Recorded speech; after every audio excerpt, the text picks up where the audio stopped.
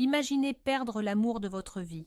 5 années passent, 5 années de deuil, de questions sans réponse, à élever seul l'enfant né de votre union.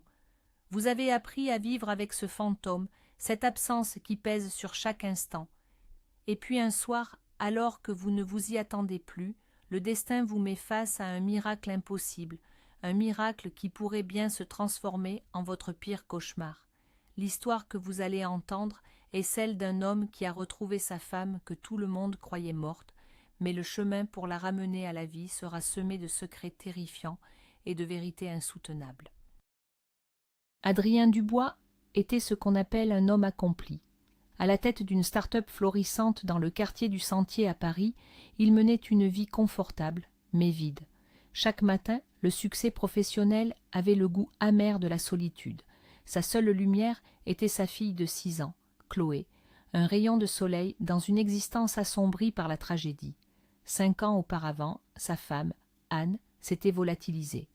Partie chercher leur fille chez ses parents, elle n'était jamais arrivée à destination. L'enquête avait conclu à une disparition inquiétante, puis, après la découverte de son sac à main dans la Seine, à une noyade accidentelle. Adrien avait refusé d'y croire, mais avec le temps, il avait dû se rendre à l'évidence. Il était veuf, un père célibataire dont le cœur portait une cicatrice qui ne se refermerait jamais. Ce soir-là, Paris était humide et grise. Les lumières des vitrines se reflétaient sur les trottoirs détrempés du 16e arrondissement. Adrien courait, pressé par le temps. L'anniversaire de Chloé était dans 2 jours, et il avait oublié le plus important, les bougies pour le gâteau. 6 bougies roses en forme de princesse. Il se dépêcha d'entrer dans le Monoprix au coin de sa rue, l'esprit déjà ailleurs. C'est en sortant, le petit sachet en papier à la main, qu'il la vit. Assise sur un carton à l'entrée du magasin, une femme grelottée, une SDF comme il y en avait tant. Mais quelque chose dans sa posture, dans la façon dont elle serrait ses bras maigres autour de son corps, figea Adrien sur place. Ses cheveux sombres, emmêlés et sales, cachaient en partie son visage, mais le profil, l'ovale de sa joue, la courbe de son nez. Un frisson glacial parcourut son échine. C'était impossible, un mirage cruel de son esprit torturé. Le cœur d'Adrien battait à tout rompre. Ses jambes tremblaient, mais il s'approcha, comme attiré par une force invisible. Il ne pouvait pas voir clairement son visage, incliné vers le sol. Il se racla la gorge, la voix rauque. « Excusez-moi, madame, vous avez besoin d'aide ?» La femme releva lentement la tête, et le monde d'Adrien s'arrêta de tourner. Des yeux immenses, d'un bleu profond qu'il connaissait par cœur, le fixèrent, des yeux remplis de peur et de confusion, mais c'étaient les siens. Le visage était émacié, creusé par la faim et le désespoir, la peau salie, mais les traits étaient là, indéniables. C'était Anne, sa Anne. Le souffle coupé, il ne put que murmurer son nom, un son étranglé qui se perdit dans le bruit de la circulation. Anne, c'était un mélange de prière et de folie. Elle le regardait comme un parfait inconnu, la méfiance se peignant sur ses traits fatigués. La femme secoua la tête, reculant instinctivement. « Vous vous trompez de personne. Je ne m'appelle pas Anne. » Sa voix était un murmure fragile, éraillé, mais c'était sa mélodie, cette intonation qu'il avait entendue des milliers de fois lui dire « Je t'aime ». Adrien sentit les larmes lui monter aux yeux. Il était au bord du gouffre entre un espoir insensé et la certitude de sombrer dans la folie. « Si, c'est toi, Anne, c'est moi, Adrien, ton mari. » À l'entente du mot « mari », une lueur de panique pure traversa son regard. Elle se leva d'un bond, prête à fuir. « Laissez-moi tranquille, je n'ai pas de mari. » Adrien réagit à l'instinct. Il sortit son téléphone, ses doigts tremblants, cherchant la galerie de photos. Il lui montra la première qui s'afficha, leur photo de mariage, prise au château de Villette, eux, souriants, heureux, immortels. Elle regarda l'écran, puis son visage, puis l'écran à nouveau. Le doute s'installa dans ses yeux terrifiés. « C'est moi, sur cette photo, » balbutia-t-elle, le doigt pointé sur l'image de la mariée radieuse. « Mais je ne me souviens pas de ça, je ne vous connais pas. » Adrien comprit alors que le mystère était plus profond, plus terrible qu'il ne l'avait imaginé. Elle était vivante, mais une partie d'elle était morte, sa mémoire. Anne, écoute-moi, tu as disparu il y a 5 ans. On te croyait morte. Je t'en prie, viens avec moi. Je ne te ferai aucun mal. Je veux juste t'aider. Nous avons une fille, Anne. Elle s'appelle Chloé. Elle a besoin de toi. » Chaque mot était une torture, une vérité trop lourde à porter. La mention de leur fille sembla la toucher. La panique dans ses yeux laissa place à une immense lassitude. Elle cessa de se débattre. Elle le regarda longuement, comme si elle cherchait au fond de lui une ancre à laquelle se raccrocher dans cet océan de confusion. Finalement, épuisée, elle hocha imperceptiblement la tête. Le retour à l'appartement fut surréaliste. Adrien la tenait par le bras, craignant qu'elle ne s'évanouisse ou ne change d'avis. Chaque pas était un mélange d'euphorie et d'angoisse. Les parents d'Anne, Marc et Sylvie, étaient là pour garder Chloé. Quand Adrien ouvrit la porte, le silence se fit. Sylvie laissa échapper un cri étranglé, une main sur sa bouche, tandis que Marc devenait blême. « Mon Dieu ! Anne !» Sylvie s'avança, les larmes coulant sur ses joues, mais Adrien l'arrêta d'un geste. « Doucement, maman. Elle ne se souvient de rien. » Anne se tenait dans l'entrée, pétrifiée par ces visages inconnus qui la dévisageaient avec tant d'émotion. Elle se recroquevillait sur elle-même comme un animal traqué. C'est alors qu'une petite tête blonde apparut depuis le salon. Chloé, dans son pyjama licorne, s'arrêta net, les yeux ronds de surprise. « Papa, c'est qui la dame ?» demanda Chloé d'une petite voix. Adrien s'agenouilla, le cœur en miettes. Comment expliquer l'inexplicable à une enfant de 6 ans? « Ma chérie, c'est maman. » Chloé fronça les sourcils. Elle connaissait sa maman par les photos qui tapissaient les murs. Une belle femme souriante. La femme dans l'entrée était maigre, sale et avait l'air terrifiée. Pourtant, l'enfant, avec une intuition que les adultes avaient tout perdue, s'approcha lentement. Anne la regardait, le visage tordu par une émotion qu'elle ne comprenait pas. Chloé s'arrêta à 1 mètre d'elle et murmura « Maman ?» Sans attendre de réponse, la petite fille se jeta contre ses jambes et l'enlaça de toutes ses forces. « Tu es revenue. Je savais que tu reviendrais. » Anne resta figée un instant, puis ses mains se posèrent maladroitement sur la tête de l'enfant. Des larmes silencieuses se mirent à couler sur ses joues sales. Cette nuit-là, Adrien se remémora leur rencontre. C'était au lycée Franklin, un établissement privé ultra prestigieux de la capitale. Lui, fils d'un homme politique influent, était habitué à ce monde de luxe et d'arrogance. Anne y était entrée en classe de première grâce à une bourse d'excellence. Une anomalie. Le jour de son arrivée, elle se tenait devant la classe, mal à l'aise dans un uniforme impeccable, mais visiblement de seconde main. Les moqueries avaient fusé, cruelles et méprisantes, menées par un certain Julien Moreau, le caïd populaire de la classe. « Regardez-moi ça, on dirait qu'elle sort de la cour des miracles », avait-il ricané. Adrien, comme les autres, n'avait rien dit. Il s'était contenté de l'observer, fasciné par sa dignité silencieuse et la lumière qui émanait d'elle malgré l'humiliation. Il s'était détesté pour sa propre lâcheté. Julien Moreau avait fait d'Anne sa cible. Il était le fils d'un riche industriel, habitué à tout obtenir. La résistance silencieuse d'Anne l'obsédait. Il alternait entre tentatives de séduction grossière et harcèlement public. Un jour, dans le vestiaire après le cours de sport, Adrien avait surpris une conversation. Julien pariait avec ses amis qu'il arriverait à « se faire » la nouvelle, comme il disait. 500 € que je la mets dans mon lit en moins de 2 semaines. C'en fut trop pour Adrien. La colère avait submergé sa peur. Il s'était avancé et avait planté son regard dans celui de Julien. « Si tu la touches, ne serait-ce qu'avec un seul doigt, Moreau, je te jure que tu le regretteras toute ta vie. » Julien, surpris par cette rébellion inattendue de la part du discret Dubois, avait ricané. Mais une lueur d'inquiétude était passée dans ses yeux. La menace était claire. La guerre était déclarée. Quelques jours plus tard, Julien avait coincé Anne à la sortie du lycée, essayant de la forcer à monter dans sa voiture de sport. « Allez, arrête de faire ta princesse, tu n'as jamais mis les pieds dans une voiture comme ça. » Anne, bien que tremblante, refusait avec une fermeté qui rendait Julien fou de rage. Il l'avait agrippée brutalement par le bras. C'est à ce moment qu'Adrien était intervenu. sans un mot, il avait asséné un coup de poing en plein visage de Julien, qui s'était effondré, le nez en sang.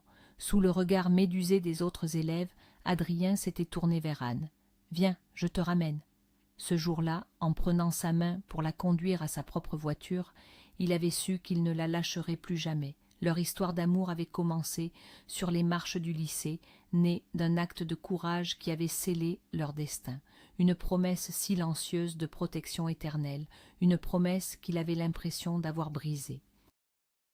Après une nuit blanche, Adrien prit une décision. Il contacta le meilleur psychiatre de Paris, un spécialiste des traumatismes et de l'amnésie. Anne accepta d'y aller, docile et perdue. Elle semblait s'accrocher à lui comme à une bouée de sauvetage, la seule chose stable dans son univers effondré. « Je veux savoir, » lui dit-elle, la voix à peine audible. « Je veux savoir qui je suis, qui j'étais. » Le cabinet du docteur Lemoine était un havre de paix, sobre et élégant, avec une vue imprenable sur le jardin du Luxembourg. Le médecin, un homme d'une cinquantaine d'années au regard bienveillant, leur expliqua le protocole. Il s'entretiendrait d'abord seul avec Anne pour ne pas l'influencer. Adrien pourrait ensuite visionner l'enregistrement de la séance. C'était la meilleure façon de procéder. Adrien attendit dans le couloir, faisant les 100 pas, le cœur battant à chaque minute qui s'écoulait. 1 heure plus tard, la porte s'ouvrit. Anne en sortit, le visage livide, chancelante. Le docteur Lemoine lui tendit une clé USB. « Je pense que vous devriez regarder ça tout de suite, et je vous conseille vivement de contacter la police. Ce que votre femme a vécu relève du droit pénal. Il s'agit d'un enlèvement et d'une séquestration. » Le sang d'Adrien se glaça. Il ramena Anne à la maison, l'installa dans leur chambre et lui promit de ne pas la déranger. Une fois Chloé et ses grands-parents endormis, il s'enferma dans son bureau, inséra la clé USB dans son ordinateur portable et lança la vidéo. L'image d'Anne apparut, assise en face du médecin, l'air si vulnérable. Sa voix, plate et sans émotion, comme si elle racontait l'histoire de quelqu'un d'autre, commença son récit. « Je ne sais pas ce qui s'est passé avant. Mon premier souvenir, c'est de me réveiller dans une chambre que je ne connaissais pas. Un homme était assis à côté de mon lit. Cet homme m'a dit qu'il était mon mari, continua Anne sur la vidéo. Il m'a dit que je m'appelais Julie, et lui, Dimitri, que nous étions mariés depuis 10 ans.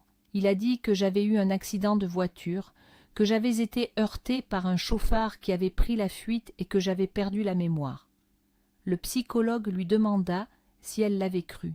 « Non, » répondit-elle après une hésitation. « Quelque chose clochait. Il était étrange. Il ne savait rien de moi, mes goûts, mes passions.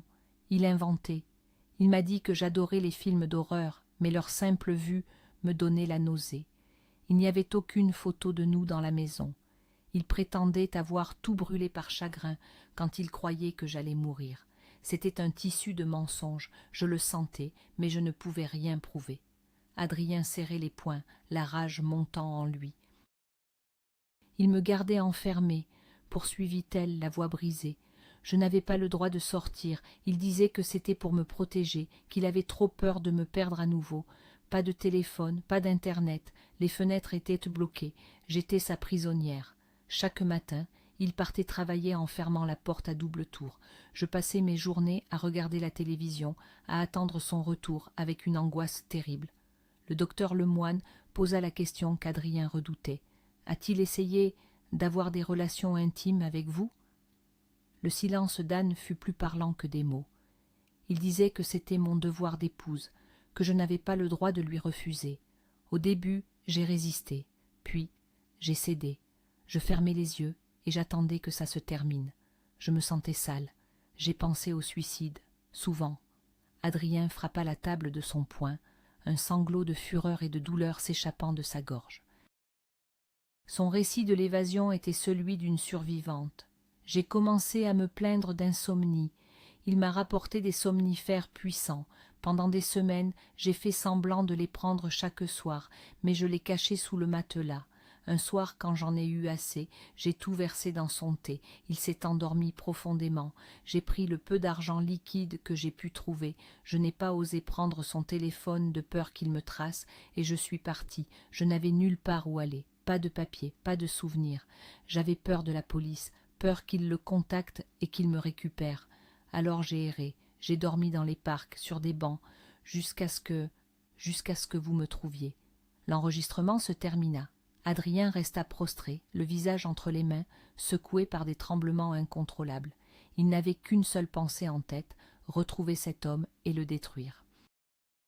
Les jours suivants furent un équilibre précaire entre la recherche de la vérité et la reconstruction d'une vie de famille. Adrien engagea discrètement un détective privé, donnant le vague portrait robot d'un homme blond aux yeux bleus, nommé Dimitri, tout en sachant que le nom était probablement faux.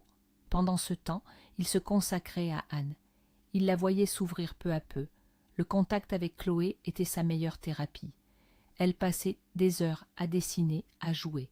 Anne semblait redécouvrir une part d'elle-même à travers les yeux de sa fille. Par moments, Adrien surprenait sur son visage une lueur de l'ancienne Anne, un sourire fugace, une étincelle dans le regard. C'était assez pour lui donner la force de continuer. Il la ramenait dans les lieux de leur passé, leur café préféré à Montmartre, les quais de Seine où ils aimèrent se promener, le parc Monceau où il l'avait demandé en mariage. Un soir, pour tenter de stimuler sa mémoire, il sortit un vieil album photo de leurs années de lycée. Il espérait qu'un visage familier pourrait déclencher quelque chose. Ils s'assirent côte à côte sur le canapé, Chloé endormie dans sa chambre. Adrien tournait les pages lentement, nommant les personnes, racontant des anecdotes. Anne regardait les clichés avec une curiosité détachée. Soudain, elle posa sa main sur la sienne pour l'arrêter. « Attends. » Sa voix était rauque. Elle fixait une photo de groupe prise lors de la fête de fin d'année de terminale. Son doigt tremblant se posa sur un visage souriant au second plan. « C'est lui. » Adrien sentit un frisson le parcourir. « Lui qui ?» demanda-t-il, la gorge sèche. Elle releva vers lui un regard où se mêlaient la haine et la terreur. « C'est Dimitri, l'homme qui m'a séquestré. » Adrien pencha la tête et son sang se figea. Le visage souriant sur la photo n'était pas celui d'un inconnu. C'était Julien Moreau, son rival de toujours, l'homme qui l'avait frappé pour la défendre des années plus tôt. Le puzzle se mit en place dans son esprit avec une clarté effroyable. L'obsession de Julien pour Anne, sa présence dans la même université qu'elle. Et puis, un souvenir refit surface, un détail qu'il avait chassé de son esprit. Cette rencontre étrange dans un supermarché, un an après la disparition d'Anne. Il avait croisé Julien, qui était devenu blême en le voyant, abandonnant son chariot avant de s'enfuir. Adrien se rappela avoir jeté un œil au contenu du caddie. Il y avait des produits d'hygiène féminine, un shampoing aux fleurs, une crème pour les mains, des choses pour une femme, pour Anne. Tout devenait clair, Julien ne l'avait jamais lâché. Sans perdre une seconde, Adrien appela la police et le détective privé. Il leur donna le nom et l'adresse de Julien Moreau. L'arrestation eut lieu le lendemain matin. Les policiers le cueillirent à son domicile, un appartement cossu à Neuilly-sur-Seine. Il n'opposa aucune résistance. Durant l'interrogatoire, il s'effondra et avoua tout. Son obsession pour Anne n'avait fait que grandir avec les années. Le jour de la disparition, il l'avait aperçue par hasard dans la rue. Distrait, en la regardant, il l'avait heurtée avec sa voiture à un passage piéton. La voyant inconsciente, il avait paniqué. Au lieu d'appeler les secours, il l'avait mise dans sa voiture et l'avait emmenée dans une clinique privée où un médecin peu scrupuleux, grassement payé, avait accepté de la soigner sans poser de questions. Quand Anne s'était réveillée, amnésique, Julien y avait vu un signe du destin. Une chance inespérée de la posséder enfin, de la modeler à son image, de vivre le fantasme qu'il nourrissait depuis l'adolescence. La nouvelle de l'arrestation et des aveux de Julien fut un choc terrible, mais aussi une libération. Le monstre avait enfin un visage. Anne accueillit la nouvelle avec un calme étrange, comme si une partie d'elle le savait déjà. Le procès fut rapide. Julien Moreau fut condamné à 12 ans de prison ferme pour enlèvement, séquestration et violence psychologique. La justice était passée, mais les cicatrices, elles, restaient. La mémoire d'Anne ne revenait toujours pas. Le docteur Lemoine expliqua que le traumatisme avait créé un blocage psychologique puissant. Il fallait du temps, de la patience et beaucoup d'amour. Adrien était prêt à tout.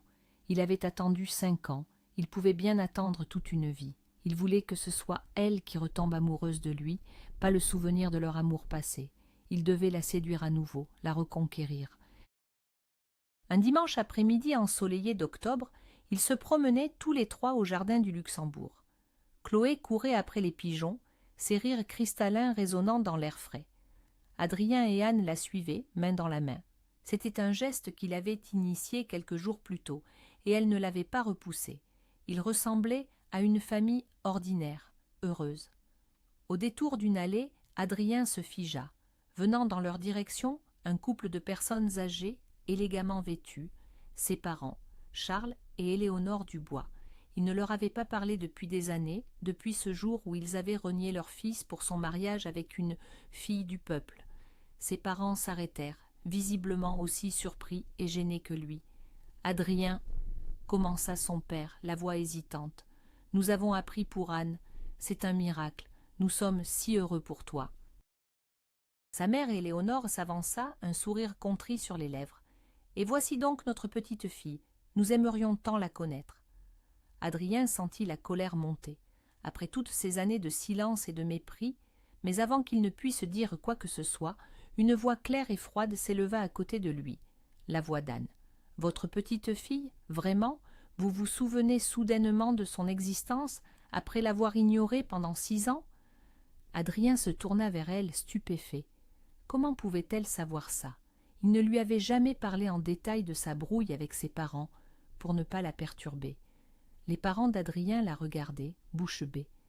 Anne continua, son regard d'acier planté dans le leur. « Laissez-moi deviner, vous n'avez pas changé. Je suis toujours la roturière indigne de votre précieux fils, n'est-ce pas ?» Adrien la regarda, le cœur battant la chamade. Un espoir fou naissait en lui. « Anne, » murmura-t-il, « comment sais-tu tout ça ?» Elle se tourna vers lui, un air de défi dans les yeux. « Comment je le sais? Mais enfin, Adrien, de quoi parles-tu? J'étais là, au dîner de l'enfer où ta mère m'a demandé si je savais ce qu'étaient des fruits de mer, comme si je débarquais de la planète Mars. » Le souffle d'Adrien se coupa. Il la saisit doucement par les épaules. « Anne, quel jour nous sommes-nous mariés ?» Elle le dévisagea comme s'il était devenu fou. « Le 2 juillet, bien sûr, au château de Villette. Il a plu toute la matinée et j'ai cru que tout était fichu. Tu poses des questions stupides aujourd'hui. » Une larme roula sur la joue d'Adrien. Il ne pouvait plus parler. Il la serra contre lui de toutes ses forces, le visage enfoui dans ses cheveux. Elle se débattit un peu, surprise par la force de son étreinte. « Adrien, lâche-moi, tu m'étouffes. Qu'est-ce qui te prend ?» Il recula, la tenant à bout de bras, ses yeux brillants de larmes de joie. « Tu te souviens, » dit-il dans un souffle. « Tu te souviens de tout. » La confusion apparut sur le visage d'Anne. « Me souvenir? Mais je n'ai jamais rien oublié. » Et puis ses yeux s'écarquillèrent. Une vague de 5 années de néant, de peur, de captivité, et enfin de brouillard déferla dans son esprit. Elle porta une main à sa bouche, chancelante. Tout lui revenait, le choc de l'accident, le réveil dans cette chambre inconnue, le visage de Julien, l'horreur, la fuite, sa vie d'errance, et enfin le visage d'Adrien devant ce supermarché. Elle le regarda, voyant pour la première fois non pas un étranger bienveillant, mais son mari, son amour, son sauveur. « Adrien, » murmura-t-elle, les larmes coulant enfin, des larmes de soulagement et de douleur mêlées. « Oh mon Dieu, Adrien !» Il la serra de nouveau dans ses bras, et cette fois, elle lui rendit son étreinte, s'accrochant à lui comme si sa vie en dépendait. Ils restèrent ainsi un long moment au milieu de l'allée du parc, indifférents au regard des passants et à la présence médusée des parents d'Adrien. Chloé, qui avait arrêté de courir, les regardait avec un grand sourire, sentant que quelque chose d'important venait de se produire. Elle s'approcha et se blottit contre leurs jambes, complétant le cercle familial enfin reformé. Le chemin serait encore long, les cicatrices du traumatisme mettraient du temps à guérir. Mais en cet instant, sous le soleil d'automne, Adrien savait une chose avec une certitude absolue. Ils avaient traversé l'enfer, mais ils l'avaient fait ensemble, et plus rien ni personne ne pourrait jamais les séparer. Face à ce tableau, Charles et Éléonore Dubois se sentirent infiniment petits et déplacés. Ils virent non pas un fils et une belle-fille, mais deux âmes qui avaient lutté pour se retrouver, un amour plus fort que le temps, la haine et l'oubli. Sans un mot, ils firent demi-tour et s'éloignèrent, laissant derrière eux la famille qu'ils avaient rejetée et qui, sans eux, avait trouvé le moyen de renaître de ses cendres. Pour Adrien, leur départ était indolore. Son monde entier était là, dans ses bras. Il souleva le menton d'Anne et l'embrassa, un baiser qui avait le goût de 5 années de larmes, d'attente et d'espoir inébranlables. C'était un baiser de retrouvailles, un nouveau commencement. Ils avaient perdu 5 ans, mais ils avaient toute la vie devant eux pour rattraper le temps perdu, pour construire de nouveaux souvenirs sur les fondations solides de leur amour indestructible. Le soir même, l'appartement était rempli d'une atmosphère nouvelle, une chaleur qui avait manqué depuis si longtemps. Anne s'asseyait sur le tapis du salon, construisant une tour de Lego avec Chloé. Pour la première fois, elle n'était plus une étrangère dans sa propre maison. Chaque objet, chaque photo au mur lui racontait une histoire qu'elle connaissait. Adrien les observait depuis le canapé, un sentiment de plénitude l'envahissant. Il repensait au chemin parcouru, à la douleur aveuglante du deuil, à la solitude des nuits, à la force qu'il avait dû puiser en lui pour sa fille.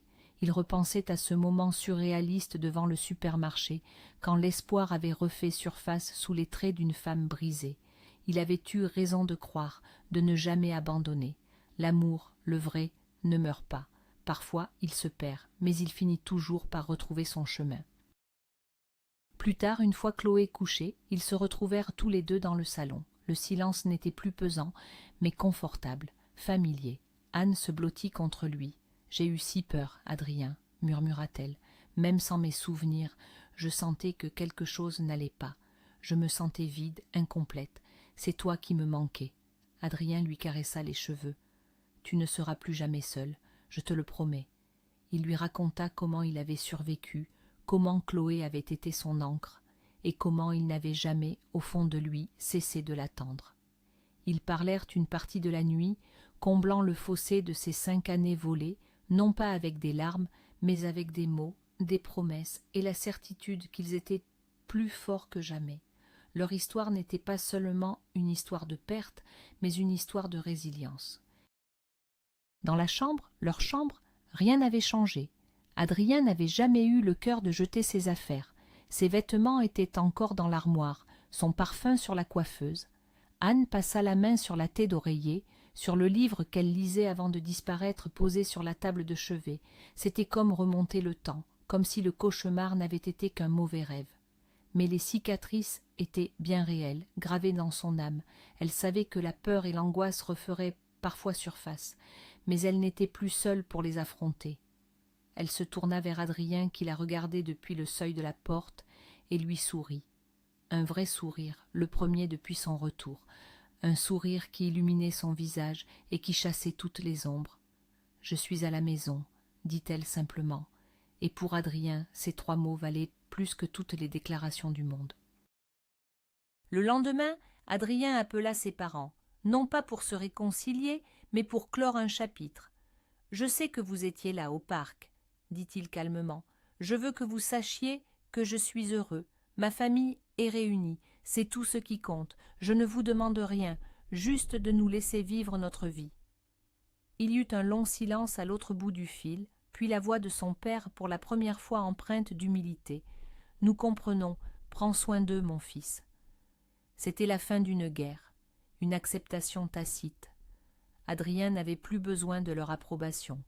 Il avait trouvé sa propre voie, sa propre définition du bonheur. Un bonheur forgé dans l'épreuve, un bonheur qui avait la saveur douce et précieuse des secondes chances. Il regarda par la fenêtre Anne et Chloé qui jouaient dans le petit jardin de la cour. Son passé, son présent et son futur étaient là. L'amour d'Adrien et Anne a prouvé qu'ils pouvaient survivre à l'impensable, la séparation, l'oubli, la cruauté d'un homme. Leur histoire est un témoignage puissant de la force des liens qui nous unissent. En se retrouvant, ils n'ont pas seulement vaincu un monstre, ils ont aussi guéri les blessures de leur passé et se sont offert un avenir qu'ils n'osaient plus espérer. Leur famille, enfin réunie, est le symbole que même après la nuit la plus sombre, le soleil finit toujours par se lever. Merci de nous avoir écoutés jusqu'au bout. Si cette histoire incroyable vous a touché, n'hésitez pas à laisser un j'aime et à vous abonner pour ne manquer aucune de nos prochaines histoires. Partagez vos impressions dans les commentaires. Croyez-vous qu'un amour puisse réellement tout surmonter? Nous avons hâte de lire vos avis.